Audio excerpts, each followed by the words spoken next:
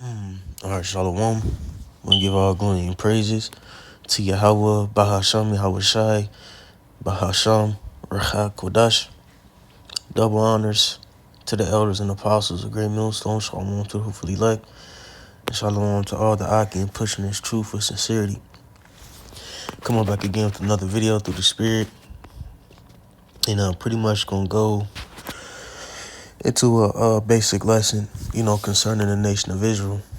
All right, and the nation of Israel being the chosen nation, right, the Heavenly Father has set up on the planet Earth, all right, that the Heavenly Father has made holy unto himself, all right, and pretty much going to stay in this chapter. Going to be a brief video, but we had a man come up, and I pretty much mentioned Abraham, how, he was a father of many nations, all right. Now, that is true, okay, and through, Abraham, the nations will be blessed. But by who? All right, by the nation of Israel. You see, no matter, how many, nations may have sprang from Abraham, all right, there still is a chosen seed line that the Heavenly Father is dealing with, okay? All right. And like the scriptures read in Hebrews, in Isaac shall thy seed be called, all right? So we know Abraham had, was it 9 children? I'm not completely sure, but we know his 2 main children were what? Isaac and Ishmael. All right. And then Isaac was his seed called. Okay, that blessing went from Isaac, all right, and then to who? Jacob. Okay. You read about, the situation between Jacob and Esau, and it's evident and it's obvious that the blessing went to him, to the man Jacob. All right.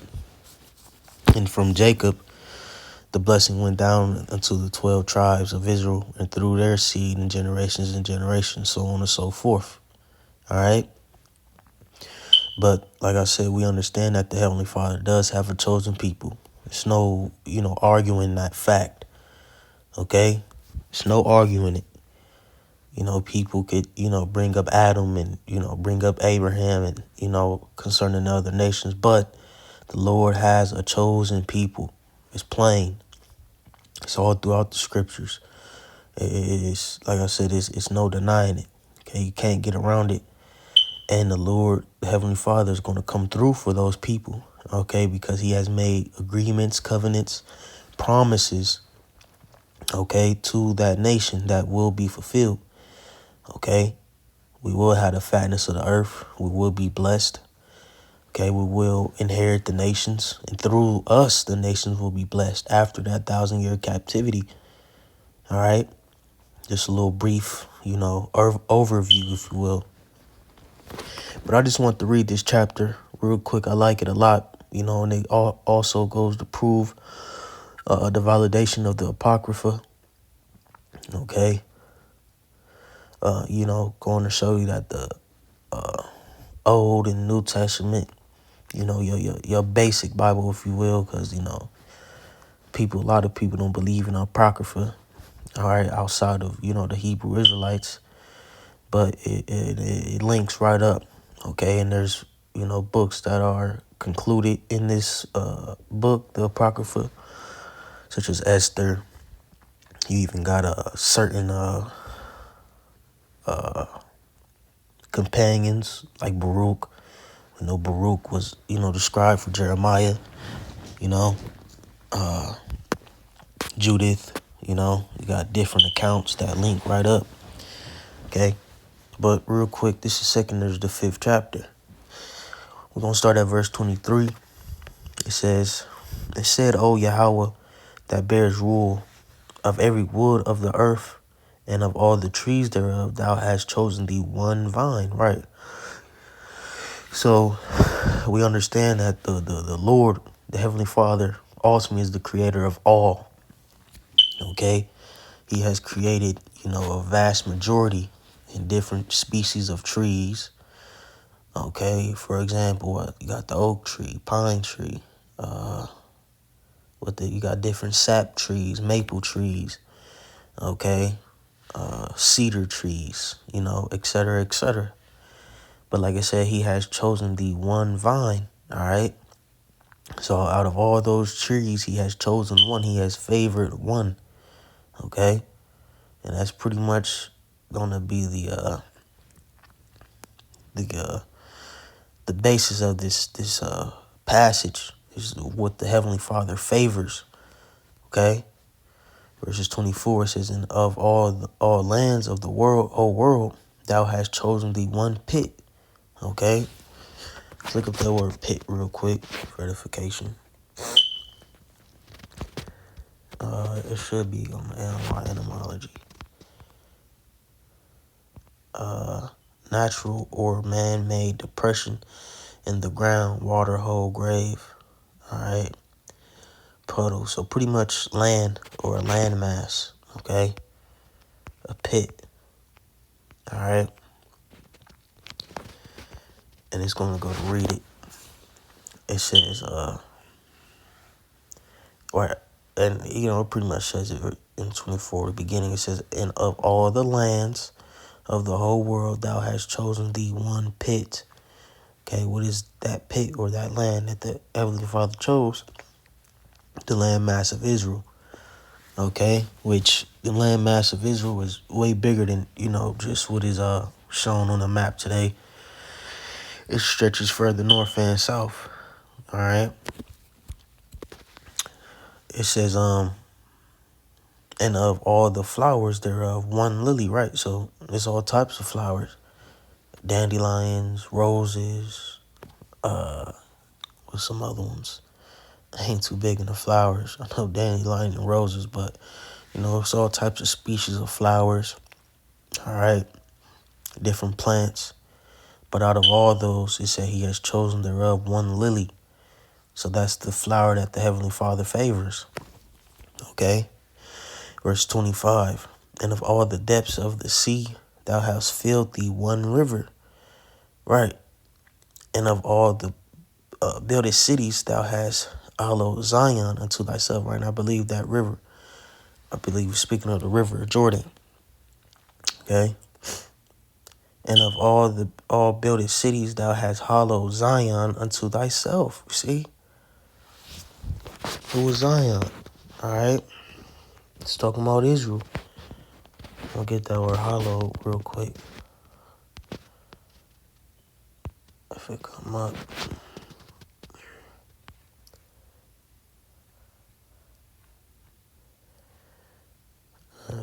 Ain't gonna come up.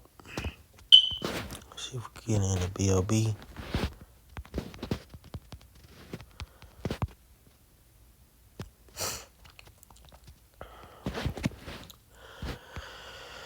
Make sure the mic on.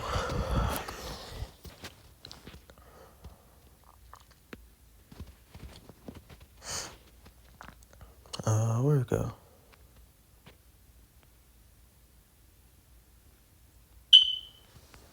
Man, it's locking. I'm just tripping.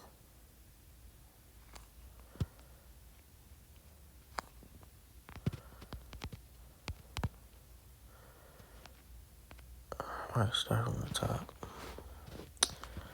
Let's go to the word hollow real quick.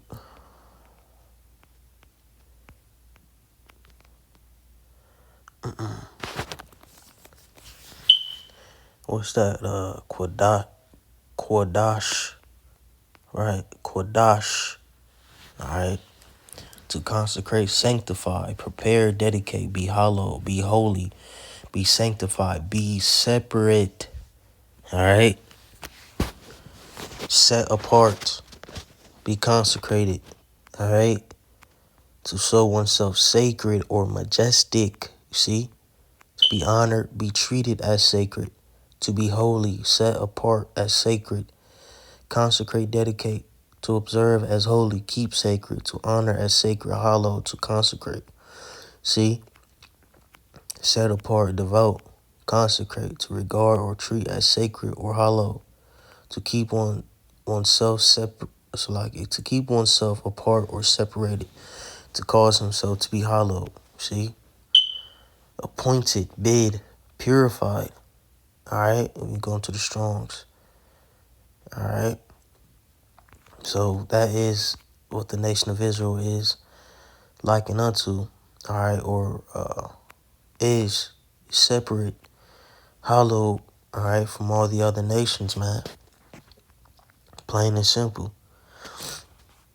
Or he has made holy Zion unto himself. Right, he's made Zion separate. All right. You read Deuteronomy 7:6, the classic. All right, for thou and holy people. Matter of fact, let's just get it. You know, it's like I said, it's plain, man. It's plain. Deuteronomy 7:6, classic. It's written in AMP. It says, "For you are a holy people, set apart." You see, to Yahweh your God. Yahweh your God has chosen you out of all the peoples on the face of the earth to be a people for his own possession. See? That is his very special treasure. Plain and simple, man. Plain as day. We got to get some precepts. Deuteronomy 14:2. For you are a holy people set apart to Yahweh your God. Yahweh your God has chosen you out of all the peoples who are on the earth to be a people for his own possession. See? Deuteronomy 26:19. It says, and that he will set you high above all the nations, right? If we are to keep the blessings, but we didn't. So now we're under the nations. But Heavenly Father is still going to come through with that new covenant and put us back in our rightful position. It says he has made for praise and fame. So like it, I'm going to read it again. And that he will set you high above all the nations which he has made for praise, fame, and honor. And that you shall be a holy people set apart and consecrated to Yahweh your God, just as he has spoken. Plain. Yahweh will establish you as a people holy and set apart to himself, just as he has sworn to you. If you keep the commandments of Yahweh your God and walk, that is, live your life each and every day in his ways. Right. You know, which we didn't come through on that. We fell. All right, and that's why now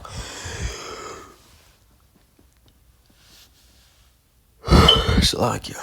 And that's why now we're in the position we're in. All right. Let me get Jeremiah 2:3. It says Israel was wholly something set apart from ordinary purposes, consecrated to Yahweh the first fruits of his harvest, in which no outsider was allowed to share. All who ate of it, injuring Israel, became guilty. Evil came on them, says Yahweh. Amos 3:2. I have known, it says, chosen, cared for, or loved. It says, and loved only you of all the families of the earth. Therefore, I shall punish you for all your wickedness, man. Plain and simple, man. All right. It's really not, hard to get if you just, follow the scriptures in its entirety and, stop moving with your emotions and your feelings and deal with truth. All right. Where we at? It says, verses 20,